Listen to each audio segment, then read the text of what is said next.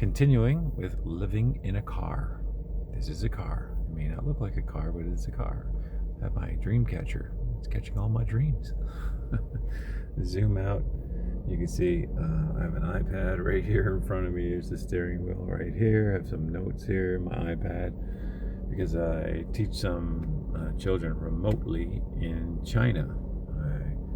I am employed through Canada, my home country, so I don't work here in this country, but I have to connect with some remote work in China to teach children English, and this is what it's like on the road. You see, steering wheel thing, and steamed up windows in the back, and just finished sleeping in the back. So, living in a car, is it easy? Is it difficult? In my opinion, I've kind of done some car camping before, but it's the first time I actually had to kind of live in the car for any length of time. I don't know how long I'll be living in the car. Right now it's myself and my son, so we're having to take care of a few things. But my first experiences and thoughts of living in a car are not 100% positive. They're kind of I'll just give you some examples. For example, it gets like the time of the year it is now. It's spring, but as I'm recording this, I'm in the Pennsylvania area, and it's kind of cold. And the last couple of nights in some of the other truck stops, because we've been parking at truck stops throughout the night, it gets kind of cold this time of the year. And I got a blanket back there. If you can see, I don't know if you can see it. There's a lot of stuff there, but anyway, there's a blanket back there.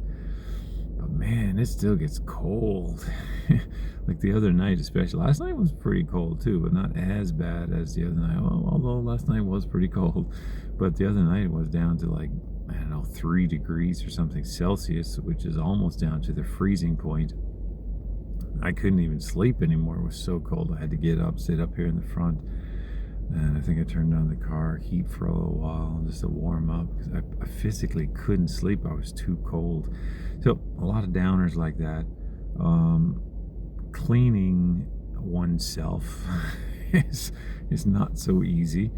At least, I haven't got the groove going yet. Maybe if I get the groove going, it'll get a little bit better. But I mean, you have to find some place to get clean and washed up.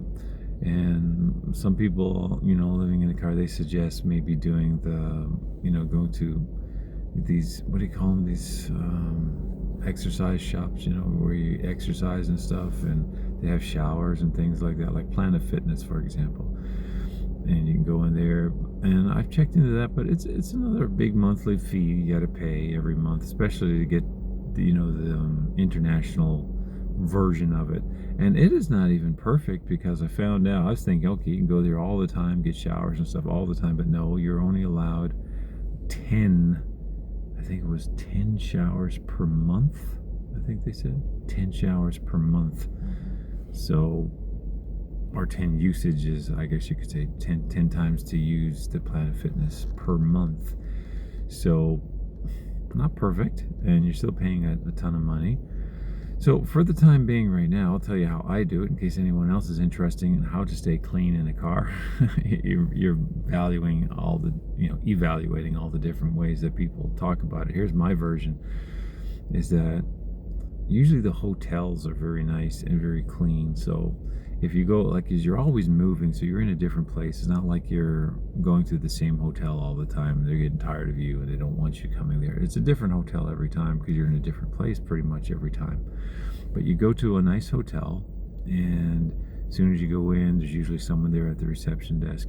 You say, I'm just passing through the town, would you mind, or city, would you mind if I just go and quickly use your bathroom or washroom here and get changed up, cleaned up? And for the most part, everyone says, yeah, sure, go ahead. And you go in, they're really nice bathrooms, they're really big, lots of room to change, get cleaned up properly, use all the facilities there, and it's great. And that seems to work really well for me anyway.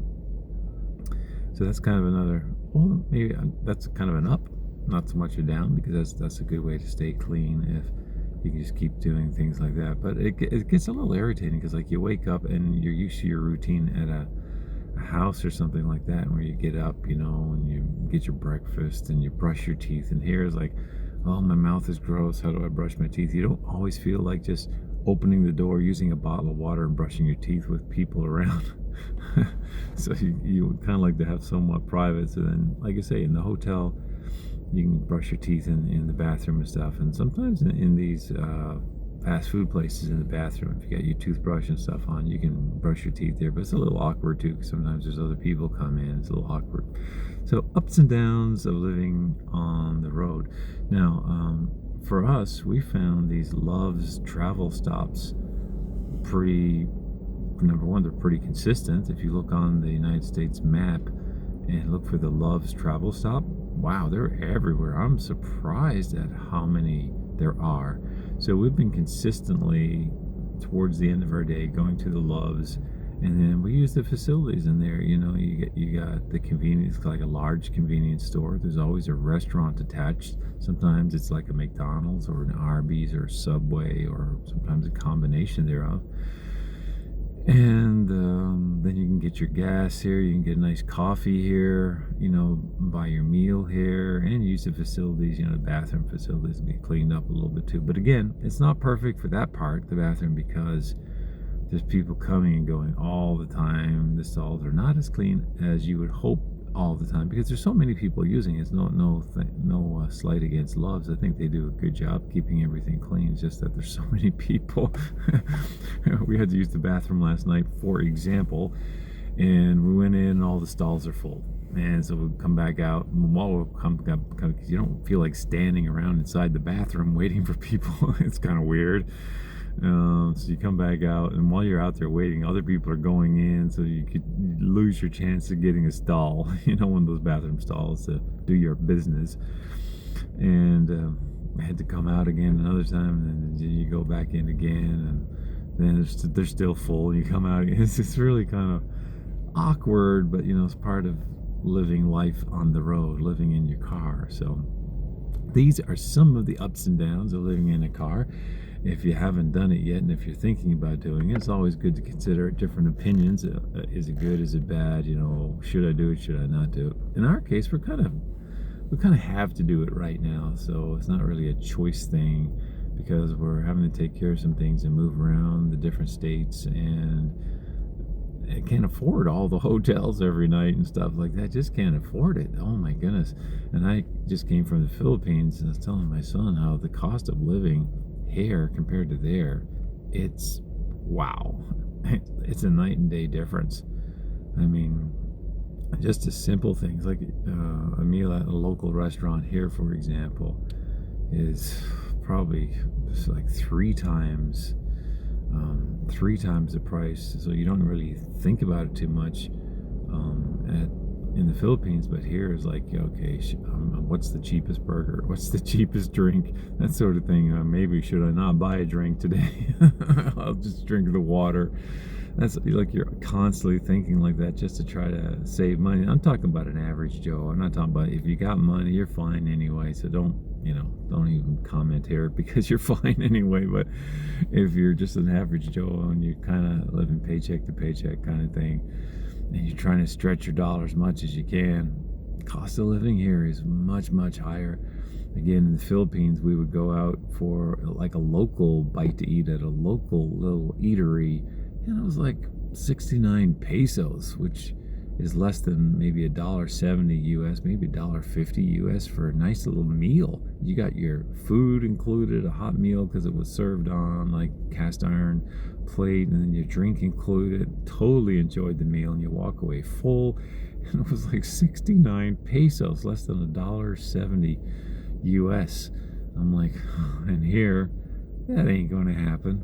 The cheapest drink you can get here, like on Dollar Day at some of the restaurants, are like, a dollar drink, and that's when they have those dollar deal drinks on sale, and that's just a drink for $1. It's not talking about a meal at all. Anyway, it's not like a complaint video, just kind of some of the reality of living in a car. We'll try to keep you updated on some of our thoughts as we continue. So maybe, you're going to live in a car. Put your comments below. Let us know when you're going to start or if you've started and some of your tips. These are some of my reality checks of living in a car. Thanks for watching. If you'd like to see some of our other channels, you can do so by going to filipinamoments.com.